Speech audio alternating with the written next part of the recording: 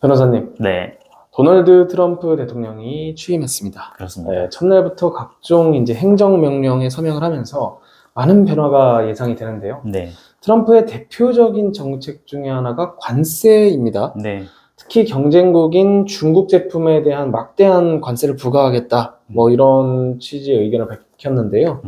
그런데 이제 한국을 직접 타깃으로 하지는 않았는데 우리가 트럼프의 관세 정책에 집중해야 하나요? 미국은 전 세계 기축통화국이기 때문에 그 미국과 한국 간의 직접적인 정책이 아니라 하더라도 미국의 경제정책 변화는 전 세계에 엄청난 영향을 주거든요. 네. 그 중에서도 관세 정책은 수출과 관련해서 매우 큰 영향을 주고 그것이 우리나라 금리와도 연관돼 있고요.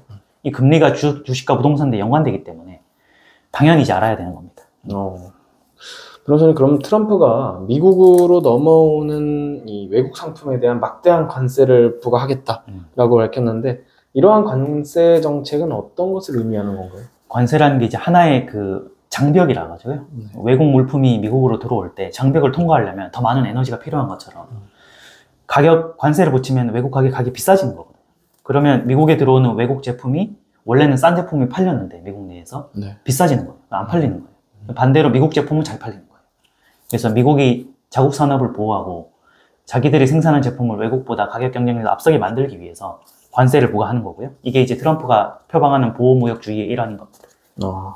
이 코로나 이후로 전 세계가 이제 인플레이션으로 몸살을 좀 앓았는데, 근데 관세를 높이는 게 이제 미국의 인플레이션과는 연관이 있다고 하는데 어떤 뜻인지 설명 좀 부탁드립니다.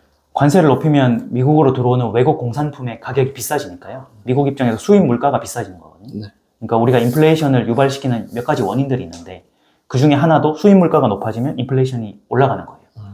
그러니까 러시아 우크라이나 전쟁 때문에 그 원자재 가격이 폭등해가지고 몇 년 동안 인플레이션이 전 세계가 겪었던 건 똑같은 이유죠. 그래서 관세를 높이면 외국 물품에 미국으로 들어오는 수입 물가가 높아지기 때문에 미국의 인플레이션이 유발될 위험이 있습니다. 그러면 미국은 인플레이션 우려를 감수하면서도 관세를 높인다는 얘기인데 미국에서는 뭐 실보다 득이 많으니까 이렇게 한다는 거겠죠? 그렇죠. 모든 게 다 완벽한 정책은 없고 그 당시 그 지역의 상황에 따라 좋은 게 나쁜 것보다 더 많으면 선택하는 건데요. 지금 현재 미국의 상황은 관세를 높여도 설령 인플레이션이 조금 돼도 괜찮다 이런 판단을 한 거거든요. 왜냐하면 이제 인플레이션이 돼서 만약에 서민들이 고통받을 상황이 되면 이렇게 하면 안 돼요. 근데 현재 미국은 유럽하고 다르게 경제가 아주 좋아요. 고용률 지표도 굉장히 좋고 취업률도 낮고 그 다음에 트럼프가 되니까 IT 기업들이 수혜를 받아가지고 S&P 500이랑 나스닥 100 지수도 사상 최고가거든요. 저도 거기 ETF를 좀 놓고 있는데 수익률이 좋아요 지금. 미국 그 주가가. 미국 경기가 워낙 좋기 때문에 설령 수입 물가가 비싸서 인플레이션이 좀 유발된다 하더라도 금리를 안 낮춰도 되는 거예요. 원래 금리를 낮추는 거는 인플레이션에 대응하기 위해 낮추는 건데 금리를 그대로 높여도 된다는 거거든요. 그러면 미국 경제가 좋기 때문에 금리를 높여도 되면 설령 관세를 높여서 인플레이션 유발돼도 버틸 수 있다. 이런 뜻이 있는 거죠. 그렇다면 미국의 관세 정책이 국내에는 어떤 영향을 미칠지가 궁금한데요. 미국이 관세를 높이면 미국의 인플레이션이 그 우려가 높아지기 때문에 미국은 그 금리를 높인 수준을 유지할 거거든요. 그러면 우리나라는 미국이 금리를 높이면 우리가 내릴 수가 없어요. 만약에 한국과 미국의 금리 차이가 커지면 국내에 있던 달러가 미국으로 다 빠져나가거든요. 원화 자산이 달러로 바뀌어서 외국 자금이 빠져나가기 때문에 결국에 한국의 기준금리는 미국을 따라갈 수밖에 없어요. 근데 미국이 관세를 높여서 인플레이션이 높게 유지가 되면 금리를 낮추지 않을 것이고 그렇게 되면 국내의 기준금리도 미국에 따라서 낮출 수가 없는 상황이에요. 근데 우리나라로 보면은 지금 내수가 안 좋기 때문에 사실은 금리를 낮춰야 되는데 미국 때문에 못 낮추고 있거든요. 이런 상황이 계속되는 건 이제 고환율과 미국의 기준금리가 높아지는 것 때문이죠. 이 상태가 계속된다면 국내 주식이랑 부동산 시장은 어떻게 변할까요? 그 주식은 변동성이 큰 자산이기 때문에 금리랑 직접 연관이 있고요. 그리고 주식은 경기의 선행지표 역할을 하거든요. 원래 경기가 이제 반응하기 전에 주가가 먼저 반응하기 때문에. 다만 이제 부동산은 후행지표예요. 경기보다 뒤에 이제 반응을 하는데요. 그래서 국내 금리가 만약에 내리지 못하면 주가가 오르기 힘들죠. 주가와 금리를 반비례하니까.